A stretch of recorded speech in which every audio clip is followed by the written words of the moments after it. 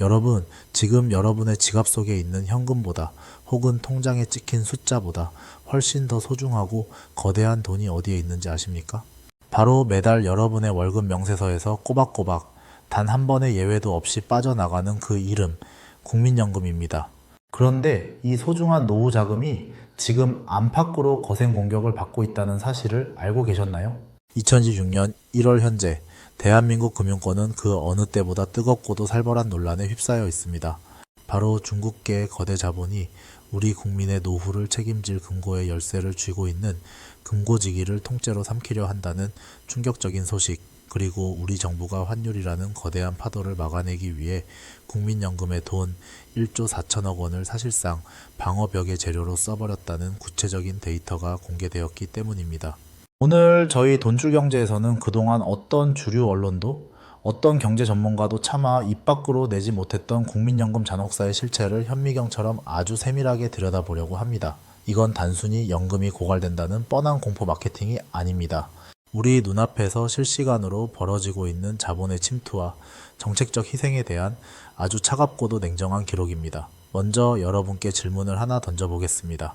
여러분은 국민연금공단 건물 자체는 대한민국에 있으니 안전하다고 생각하시나요? 하지만 자본주의 세계에서 소유보다 더 무서운 것은 운용과 정보의 장악입니다.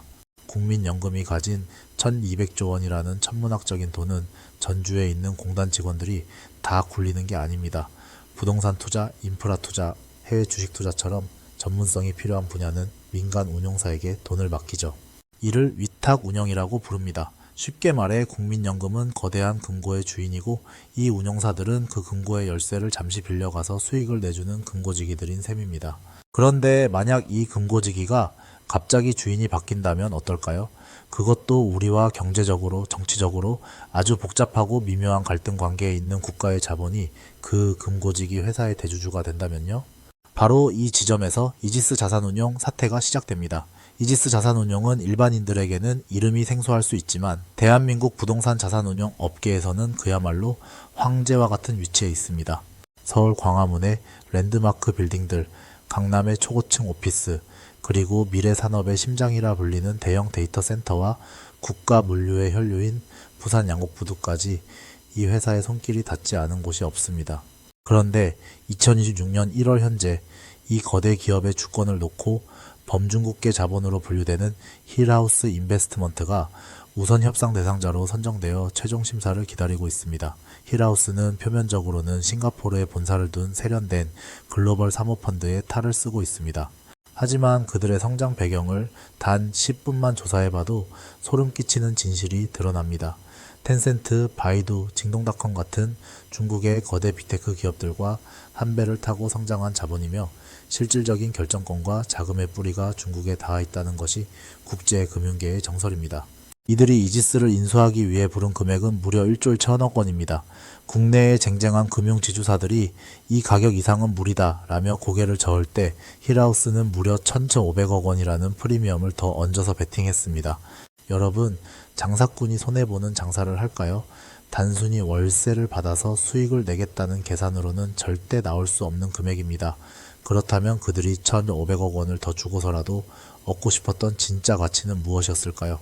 그것은 바로 국민연금의 투자 데이터, 그리고 대한민국의 핵심 인프라에 대한 지배권이었습니다. 만약 이 매각이 성사된다면 어떤 일이 벌어질까요? 중국계 자본은 이지스라는 금고지기를 통해 국민연금이 어떤 건물을 사고 싶어 하는지, 수익률 기준은 얼마인지, 리스크를 어디까지 감수하는지 같은 국가, 기밀급 투자 정보를 실시간으로 들여다보게 됩니다. 또한 우리 국민들의 방대한 데이터가 저장된 센터와 국가 식량 안보의 거점인 양곡 부두의 운영 매뉴얼을 그들이 장악하게 되는 것이죠. 이건 단순한 비즈니스가 아니라 금융 안보의 붕괴입니다. 하지만 비극은 밖에서만 오는 게 아닙니다. 우리 안에서는 더 조용하고도 치명적인 일이 벌어지고 있었습니다. 바로 환율 방어입니다. 환율 1,500원 막아야 한다는 정부의 절박한 목소리 뒤에서 국민연금은 사실상 제2의 외환보유액으로 전락했습니다. 한국은행과 650억 달러 규모의 외환 스와프를 맺고 수익률이 가장 높아야 할 시점에 억지로 달러를 내다 파는 전략적 환해지에 동원되었습니다. 그 결과가 무엇인지 아십니까? 국민연금이 앉은 자리에서 날려버린 돈이 무려 1조 434억 원입니다. 1.4조 원. 감이 잘 안 오시나요? 대한민국 어르신 230만 명에게 한 달치 연금을 꼬박 줄 수 있는 돈입니다. 그 소중한 돈이 환율 방어라는 명목 아래, 그리고 외국인 헤지펀드들이 싼값의 달러를 사가는 차익 거래의 재료로 쓰이며 증발해 버린 겁니다. 정부는 말합니다. 국가 경제가 살아야 연금도 있는 것 아니냐고요. 하지만 우리는 물어야 합니다. 왜 그 희생의 비용을 국가 예산이 아닌 우리 국민의 노후 자금에서만 빼가느냐고요. 오늘 이 영상은 여러분의 분노를 자극하기 위해 만든 것이 아닙니다. 우리가 30년 뒤에 만져야 할 그 소중한 돈이 지금 어떤 지정학적 타깃이 되고 있는지, 그리고 정책이라는 이름 아래 어떻게 희생되고 있는지 그 민낯을 똑똑히 보여드리기 위함입니다. 오늘 돈줄 경제는 세 가지 파트로 나누어 이 거대한 음모와 실체를 낱낱이 파헤치겠습니다. 첫 번째, 중국 자본이 어떤 교묘한 수법으로 우리 연금의 심장부를 노리고 있는지 그 침투 경로를 추적합니다. 두 번째, 환율 방어라는 명분 아래 1.4조 원의 손실이 발생한 구조적 결함과 그 돈이 누구의 주머니로 들어갔는지 폭로합니다. 세 번째, 2026년 이 혼돈의 시기에 우리가 내 연금을 지키기 위해 반드시 체크해야 할 5가지 리얼타임 지표를 공개합니다.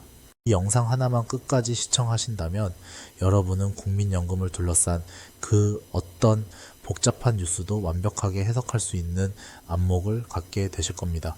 이건 단순한 경제 공부가 아니라 내 생존을 지키는 투쟁입니다. 지금 바로 시작합니다. 아직 구독 안 하신 분들은 구독 버튼 눌러주세요. 여러분의 클릭 한 번이 우리 국민의 연금을 지키는 가장 큰 감시의 눈이 됩니다. 자, 이제 본격적으로 사건의 핵심부로 들어가 보겠습니다. 앞서 말씀드린 이지스 자산운용 사태, 단순히 기업 하나가 팔리는 문제가 아니라고 말씀드렸죠. 왜 금융 전문가들이 이 사건을 두고 대한민국 금융 안보의 침탈이라는 무거운 단어까지 써가며 우려하는지 그 내막을 아주 자세하게 파헤쳐 보겠습니다. 먼저 우리가 주목해야 할 주인공은 이지스 자산운용을 사겠다고 나선 힐하우스 인베스트먼트입니다. 여러분, 돈에는 꼬표가 없다고 하지만 자본의 세계에서는 그 돈이 어디서 왔고 누구의 지시를 받느냐가 그 자본의 성격을 결정합니다. 힐하우스는 싱가포르에 본사를 두고 있습니다. 그래서 겉보기에는 세련된 서구식 자산운용사처럼 보이죠. 하지만 이들의 화려한 이면을 들여다보면 상황은 달라집니다. 힐하우스의 창업자 장래인은 중국 인민대학교를 졸업하고 예일대학교에서 공부한 뒤 중국 빅테크의 상징인 텐센트의 마화텅 회장을 설득해 초기 투자를 이끌어낸 인물입니다. 텐센트, 바이두, 징동닷컴, 메이투안, 이름만 들어도 아는 중국의 거대 기업들이 힐하우스의 자금력으로 성장했습니다. 사실상 중국 공산당의 빅테크 길들이기와 해외 자본 확장 전략의 중심에 서 있는 인물이라는 평가가 지배적입니다. 그런데 이들이 왜 하필 한국의 부동산 운용사 1위인 이지스를 찍었을까요? 여기서 우리는 프리미엄의 저주를 살펴봐야 합니다. 당시 이지스 인수 전에는 하나생명이나 흥국생명 같은 국내 최고의 금융 대기업들도 참여했습니다. 그들은 철저한 수익 분석을 거쳐 이지스의 적정가는 이 정도다 라며 입찰가를 냈죠. 그런데 힐하우스가 부른 금액은 무려 1조 1천억 원이었습니다. 경쟁사들보다 약 1,500억 원에서 2천억 원이나 더 비싼 가격이었죠. 여러분, 냉정하게 생각해 봅시다. 부동산 자산 운용사는 건물을 관리하고 수수료를 받는 비즈니스 모델입니다. 1,500억 원이라는 돈을 추가로 투자했다면 그 돈을 뽑아내기 위해 수십 년이 걸릴 수도 있습니다. 일반적인 투자자라면 절대 하지 않을 비합리적 베팅입니다. 그렇다면 그들은 바보였을까요? 아니요. 그들은 누구보다 영악한 자들입니다. 그들이 1,500억 원이라는 웃돈을 주면서까지 사려고 했던 것은 이지스라는 회사가 아니라 이지스가 관리하고 있는 국민연금의 정보망이었습니다. 이지스 자산운용은 국민연금이 부동산 투자를 할 때 가장 신뢰하는 파트너 중 하나입니다. 국민연금이 이지스에 맡긴 돈만 해도 수조 원에 달합니다. 만약 힐하우스가 이지스의 대주주가 된다면 그들은 이지스의 전산망과 투자심의 보고서에 합법적으로 접근할 권한을 갖게 됩니다. 국민연금이 어떤 땅을 보고 있는지, 어떤 건물을 얼마에 사고 싶어 하는지, 수익률 목표치는 몇 %인지 이런 고급 정보들이 실시간으로 중국계 자본의 손바닥 위로 올라가게 되는 겁니다. 비유하자면 우리 국가의 소중한 노후 자금이 어느 길목을 지나갈지 미리 알고 매복하고 있다가 그 길목의 땅을 미리 사버리거나 더 비싼 값을 부르는 식의 정보 비대칭성을 활용한 공격이 가능해진다는 뜻입니다. 더 심각한 것은 전략 인프라의 문제입니다. 이지스가 관리하는 자산 목록을 구체적으로 뜯어볼까요? 서울 주요 요충지의 빌딩들은 기본이고요. 하남에 위치한 초대형 데이터 센터가 포함되어 있습니다. 여러분, 21세기의 데이터 센터는 국가의 두뇌와 같습니다. 우리 국민들의 금융거래 정보, 기업들의 연구 데이터, 클라우드 서비스가 보관되는 곳이죠. 만약 이 시설의 운영 주체가 잠재적 적국과 긴밀한 자본의 손에 넘어간다면 어떨까요? 전시 상황이나 외교적 갈등 상황에서 전원을 차단하거나 시스템에 백도어를 설치해 정보를 빼내가는 시나리오, 영화 속 이야기가 아닙니다. 실제로 미국과 유럽은 이미 이런 안보 우려 때문에 중국계 자본의 인프라 투자를 강력하게 규제하고 있습니다. 또 하나, 부산항 신항의 양곡 부두를 보십시오. 식량 안보는 국가 생존에 직결된 문제입니다. 우리나라로 들어오는 수입 곡물의 상당 부분이 통과하는 이 거점을 외국계, 그것도 정체성이 모호한 자본이 관리한다는 것은 식량 공급망의 목줄을 넘겨주는 것과 같습니다. 이지스 사태가 터졌을 때 정치권에서 이것은 단순한 기업 매각이 아니라 국가 안보의 비상사태라고 소리 높여 외친 이유가 바로 여기에 있습니다. 그럼 국민연금은 가만히 있었을까요? 아닙니다. 국민연금도 이 위기를 직감했습니다. 기금운용본부는 이지스 경영진을 전격 소환했습니다. 매각 과정에서 우리 투자 정보가 유출된 것 아니냐, 대주주가 바뀌면 우리는 신뢰를 잃은 것으로 간주하고 투자금을 전액 회수하겠다는 초강수를 띄웠습니다. 시장에서는 이를 두고 침묵의 압박이라고 불렀습니다. 말로는 민간 기업의 매각에 관여하지 않는다고 했지만 실제로는 중국에 넘기면 너희는 죽는다는 경고를 날린 것이죠. 하지만 2026년 1월 현재 이 싸움은 아직 끝나지 않았습니다. 힐하우스는 여전히 우선 협상 대상자의 지위를 유지하며 금융위원회의 대주주 적격성 심사를 통과하기 위해 총력을 다하고 있습니다. 그들은 싱가포르 정부와의 인연을 강조하며 우리는 투명한 글로벌 자본이다 라고 항변합니다. 금융당국은 고민에 빠졌습니다. 외교적 마찰을 우려해 승인하자니 국민적 반발과 안보 우려가 크고 거부하자니 명확한 법적 근거를 찾기가 까다롭기 때문입니다. 여기서 여러분이 꼭 아셔야 할 오해와 진실이 있습니다. 기업은 영리를 추구하니 비싸게 파는 게 장땡 아니냐는 시각이죠. 하지만 공공성을 가진 연기금에 돈을 굴리는 회사는 일반 기업과는 달라야 합니다. 그들은 신의 성실에 의무를 가집니다. 내 돈을 맡긴 주인이 누구인지, 그 주인이 싫어하는 사람에게 내 열쇠를 넘겨줘도 되는지 따져봐야 한다는 겁니다. 이지스 경영진이 단순히 매각 차익에 눈이 멀어 힐하우스를 파트너로 선택했다면 그것은 대한민국 국민 전체에 대한 배신 행위나 다름없습니다. 자, 밖에서는 이런 보이지 않는 경제전쟁이 치열하게 벌어지고 있습니다. 그런데 우리 내부의 적은 더 무섭습니다. 국민연금을 정책의 도구로 쓰는 우리 정부의 태도 말이죠. 이지스 사태가 자본의 침투라면 이어질 환율 방어 이야기는 우리 연금의 희생에 관한 이야기입니다. 자, 파트 1과 2에서 밖에서 우리를 노리는 중국계 자본의 위협을 보셨다면 이제는 우리 안방에서 벌어지는 조용한 하지만 훨씬 더 파괴적인 숫자의 전쟁을 이야기해 보겠습니다. 여러분, 뉴스에서 원달러 환율이 1,400원을 넘어 1,500원을 향해 치솟고 있다는 보도가 나오면 어떤 생각이 드시나요? 해외 직구족들은 한숨을 쉬고 기름값을 걱정하는 기업들은 밤잠을 설칩니다. 정부에게 환율은 국가 경제의 자존심이자 물가를 잡기 위한 최후의 방어선이죠. 그런데 이 방어선을 지키기 위해 정부가 가장 먼저 호출하는 비상 대기조가 바로 여러분의 국민연금입니다. 먼저 국민연금이 환율 방어에 동원되는 첫 번째 방식에 대해 아주 자세히 설명해 드릴게요. 바로 외환 스와프라는 겁니다. 이 용어 어렵게 느끼실 것 없어요. 쉽게 말해 달러 맞교환입니다. 국민연금은 세계적인 투자 큰손이잖아요. 미국 주식인 애플이나 엔비디아를 사려면 당연히 달러가 필요합니다. 원래는 서울 외환시장에 가서 원화 줄 테니 달러 달라고 외쳐야 합니다. 그런데 국민연금이 시장에서 한꺼번에 수조 원어치 달러를 사기 시작하면 어떻게 될까요? 안 그래도 귀한 달러 수요가 폭발하면서 환율이 미친 듯이 치솟게 됩니다. 불난데 기름을 붓는 꼴이죠. 그래서 정부와 한국은행이 국민연금을 구석으로 조용히 불러서 이렇게 속삭입니다. 얘야, 시장에서 달러 사지 마. 그러면 환율 올라서 나라 망해. 대신 우리가 한국은행 금고에 소중하게 쌓아둔 외환보유액 달러를 너한테 직접 빌려줄게. 나중에 갚아. 이게 바로 한국은행과 국민연금의 외환 스와프 계약입니다. 2026년 1월, 현재 이 규모가 얼마인지 아세요? 무려 50억 달러, 우리 돈으로 환산하면 약 95조 원에 달하는 어마어마한 규모입니다. 겉으로 보기엔 서로 돕고 사는 좋은 일 같죠? 하지만 여기서부터 비극이 시작됩니다. 국민연금이 시장에서 달러를 사지 않는다는 건 시장에 유입되어야 할 원화가 차단된다는 뜻이에요. 결과적으로 환율 상승은 억지로 억제되지만 국민연금은 시장 가격으로 자산을 투명하게 운용할 기회를 박탈당합니다. 무엇보다 한국은행에 달러를 빌려 쓰는 대가로 지불하는 비용과 그 과정에서 발생하는 모든 리스크는 고스란히 국민연금 가입자인 여러분과 저의 몫이 되는 겁니다. 두 번째 방식은 더 치명적이고 무섭습니다. 바로 전략적 환해지라는 카드인데요. 해지라는 말은 울타리를 친다는 뜻이에요. 환율 변동의 위험을 막겠다는 거죠. 원래 국민연금은 해외 자산에 대해 환해지를 거의 하지 않는 환오픈 정책을 써왔습니다. 왜 그랬을까요? 역사적으로 환율이 오를 때, 그러니까 원화 가치가 떨어질 때 국민연금이 가진 달러 자산의 원화 가치는 저절로 올라가기 때문입니다. 이걸 아주 쉽게 비유해 볼게요. 여러분이 환율이 1200원일 때 1달러를 들고 미국 주식에 투자했습니다. 그런데 나라 경제가 어려워져서 환율이 1500원이 됐어요.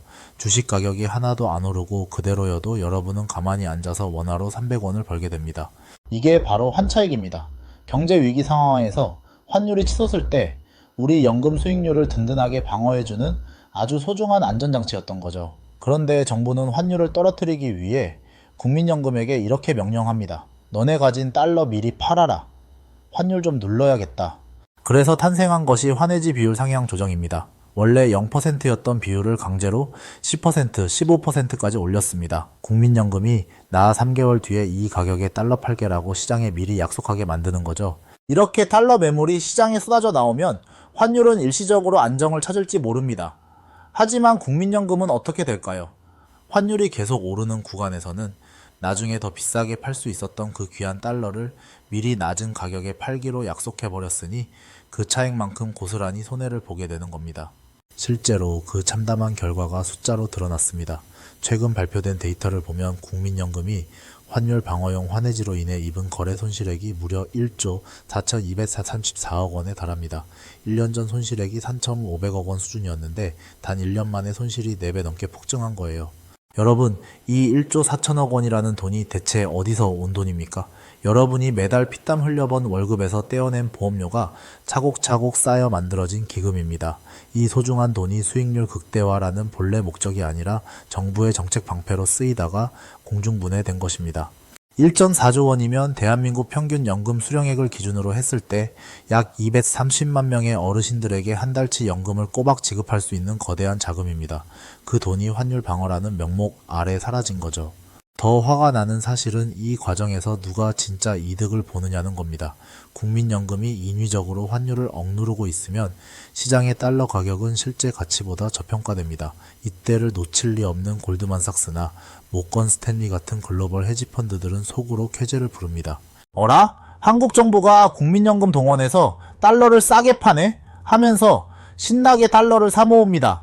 결국 우리 국민의 노후 자금이 글로벌 투기 자본의 수익을 보전해주는 차익 거래의 먹잇감이 된 셈입니다. 경제 전문가들은 이를 두고 아주 무서운 말을 합니다. 바로 스텔스 세금이라는 표현이죠. 정부가 직접 세금을 더 걷어서 환율을 방어하려고 하면 국민적 저항이 얼마나 심하겠어요? 하지만 국민연금의 수익률을 슬쩍 깎아서 환율을 방어하면 일반 국민들은 당장 체감하기 어렵습니다. 나중에 연금 고갈 시점이 1년, 2년 앞당겨질 때가 되어서야 비로소 왜 이렇게 됐지? 하고 깨닫게 되는 것이죠. 보이지 않게 우리 주머니를 털어가는 것과 다름없습니다.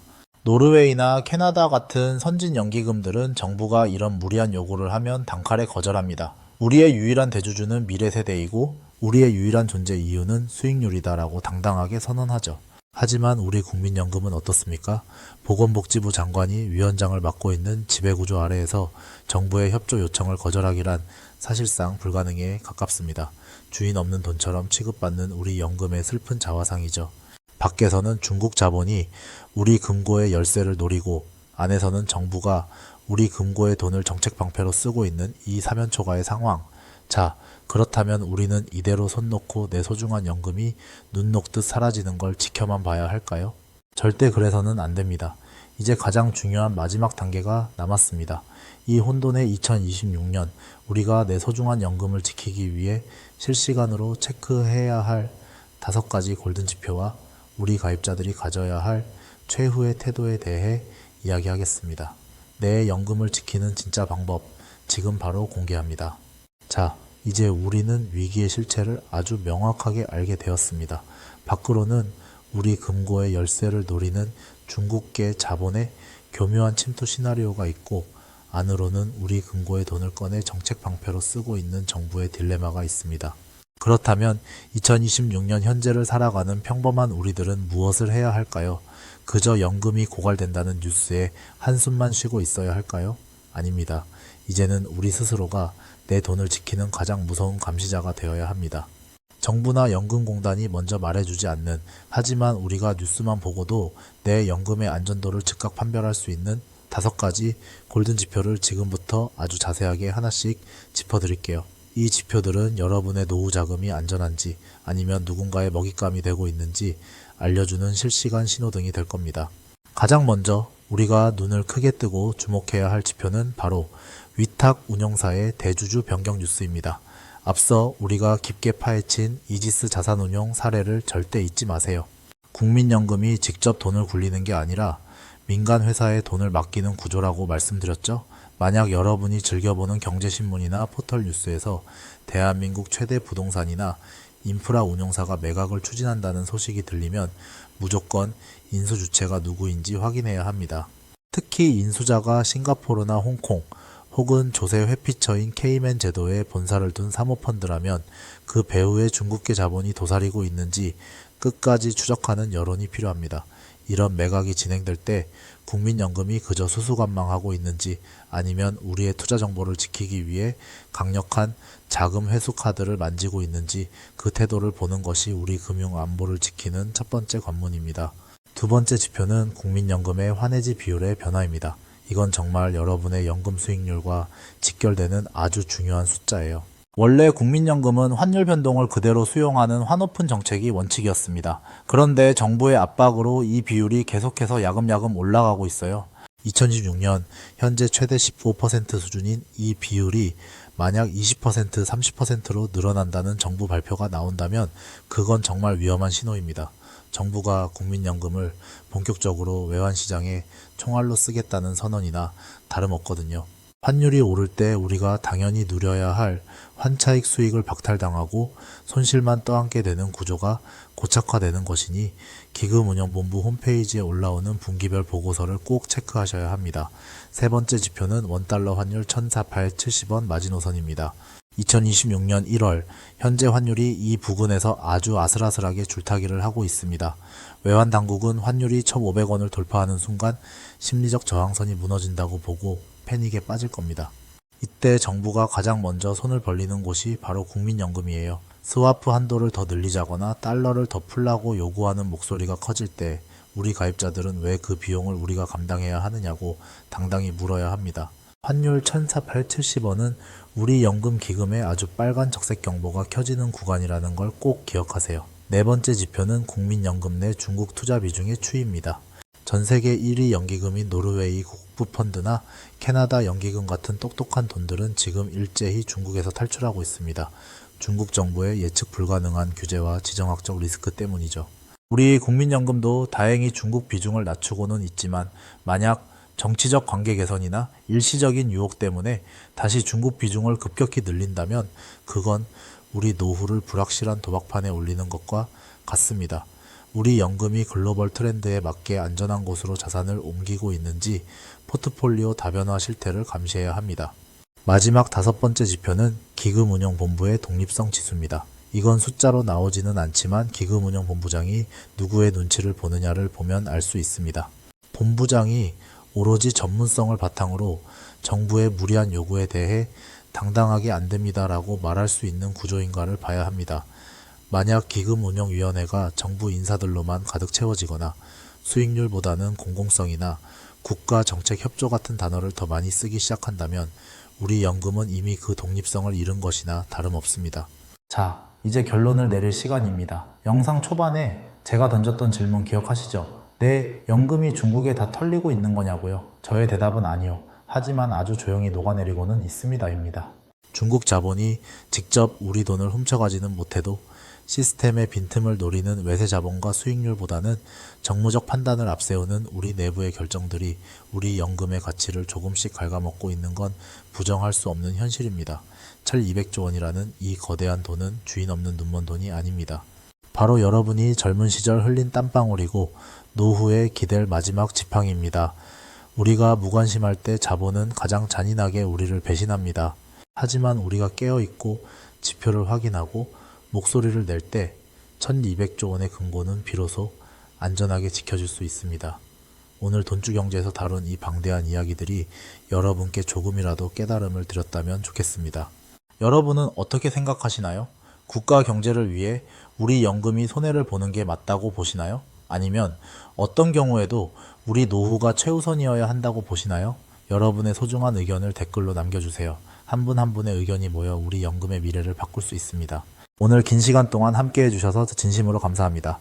구독과 좋아요, 그리고 알림 설정은 대한민국 경제의 진실을 파헤치는 저희 돈주경제에게 가장 큰 힘이 됩니다. 여러분의 연금 수익률이 올라가는 그날까지 저희는 멈추지 않고 감시하겠습니다. 저는 다음 영상에서 더 날카롭고 깊이 있는 소식으로 돌아오겠습니다. 지금까지 돈주경제였습니다.